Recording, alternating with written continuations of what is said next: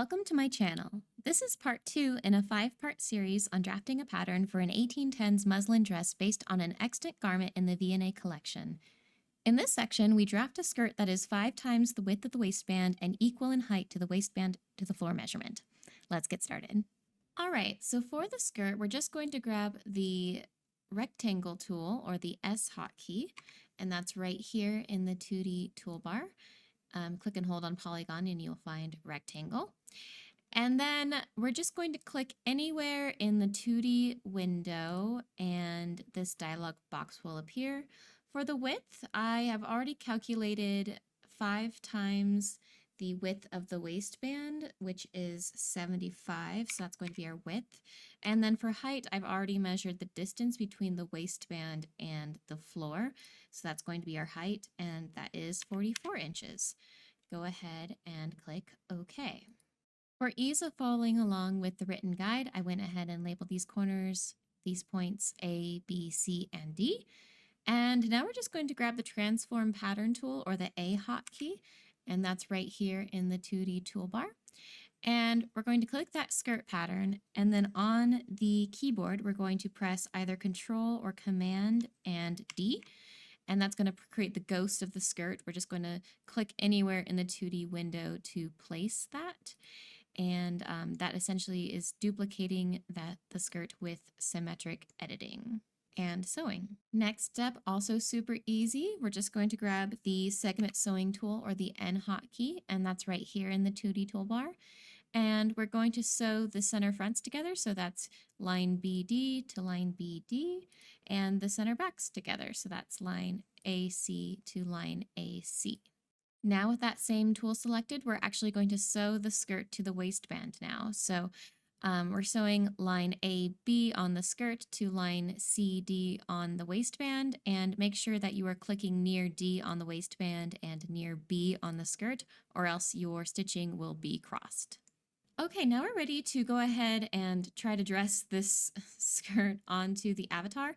And for the next step, just to make it easier for you, I recommend, if you haven't done this already, go to your settings up here in the file, menu up here, settings, preferences, gizmo, and then select world coordinate. It's going to make this next step so much easier, and just keep it there for the rest of your life because it's just easier to navigate the 3D window that way.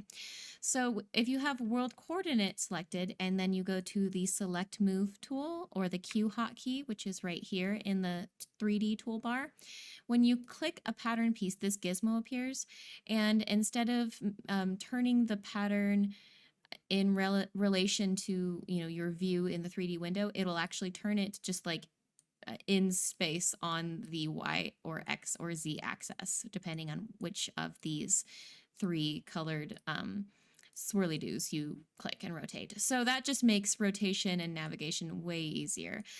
So with that, I'm just going to turn this green one just to turn these 90 degrees, and then I'm just clicking and dragging to place these skirts so that they will line up relatively well with the waistband. And also notice that I am trying not to get them to create any sort of collision with her body or with the arm, and I am just double checking these stitching lines that they are straight and not crossed. And once that looks good to go, you can go ahead and press the space bar to simulate. All right, not too many tragedies. I will take it. If yours turned into a complete mess, I honestly recommend just, pausing your simulation and then using Control or Command Z to undo and trying again from there. Sometimes that's just faster than trying to fix it from here. All right, she kind of looks like a blob, but we'll fix that in a few steps. For right now, let's go ahead and add the train.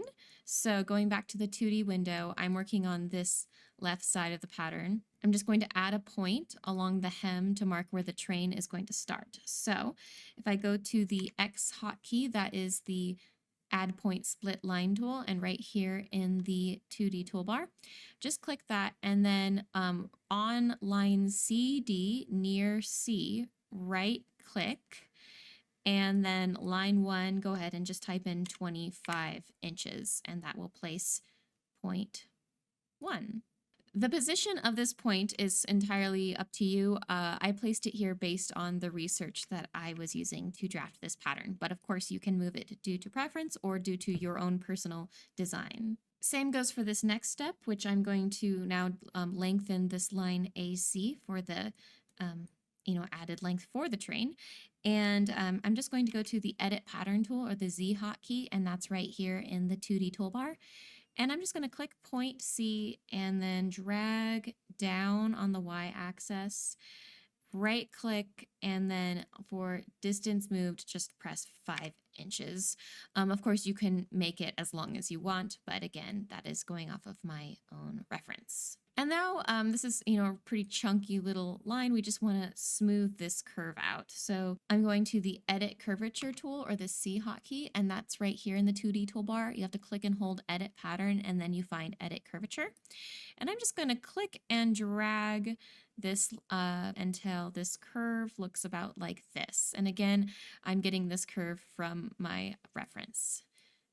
Your curve can look however you want. I do recommend making sure that this point remains about 90 degrees so that you don't have a weird dip at the, or V at the center back. All right, I'm just gonna go ahead and simulate so we can see what we've done. Very cute. Great. And that's basically the whole pattern. The last thing we want to do is just address this bulkiness around the waist.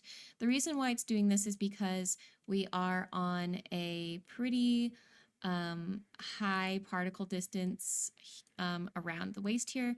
So just like what we did to the bodice to make those gathers look nicer, we're going to apply the same shirring to the skirt. So to do that, I'm just going back to the Edit Pattern tool, or the Z hotkey.